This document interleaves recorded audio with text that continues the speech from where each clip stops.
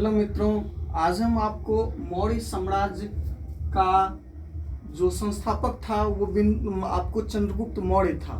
चंद्रगुप्त मौर्य ने एक अखंड भारतीय साम्राज्य का निर्माण किया। अखंड आपको साम्राज्य, अखिल भारतीय साम्राज्य का निर्माण किया जो आपको काफी विशाल था। उसके बाद चंद्रगुप्त मौर्य का जो उत्तराधिकारी और उसका पुत्र बिंदुसार हुआ, जिसका शासनकाल 298 से 272 ईसा पूर्व है।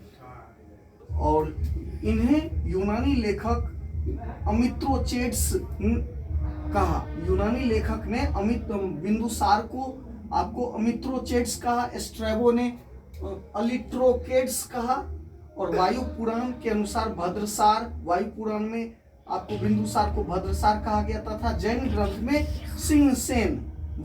में सिंहसेन और फ्लीट ने अमित्रघात, फ्लीट महोदय ने अमित्रघात कहा। अमित्रघात का अर्थ होता है शत्रुओं का नाश करने वाला।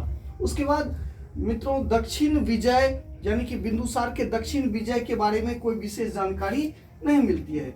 दिव्यादान के अनुसार बिंदुसार के समय में तक्षशिला में विद्रोह हुआ था और इस विद्रोह को, तक्षशिला में हुए विद्रोह को दबाने के लिए अशोक, अपने पुत्र अशोक व सुसीम को उन्होंने भेजा।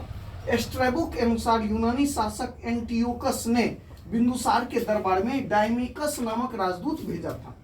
कौन सा शासक? यूनानी शासक। मित्रों यूनान जो है सो अपने दार्शनिकों के लिए काफी फेमस है। आपको अरस्तु, सोक्रेट, सुकरात, आपको प्लेटो, ये सब यूनान के महान दार्शनिक हुए। तो डायमिकस जो बिंदुसार के दरबार में आया था। उसके बाद एथीनियस के अनुसार बिंदुसार ने एंटियोकस से मदिरा, सूखे अंजीर और दार्शनिक की मांग किया था।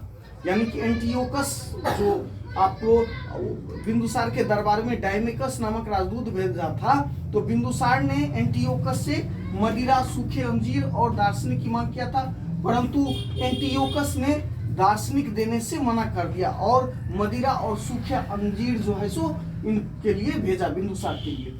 प्लिनी जो नेचुरल हिस्ट्री पुस्तक काफी फेमस है मित्रों, तो प्लिनी के अनुसार फिलाडेल्फस जो मिस्र के शासक थे, मिस्र के शासक फिलाडेल्फस ने डियानोसियस को राजदूत बनाकर भेजा।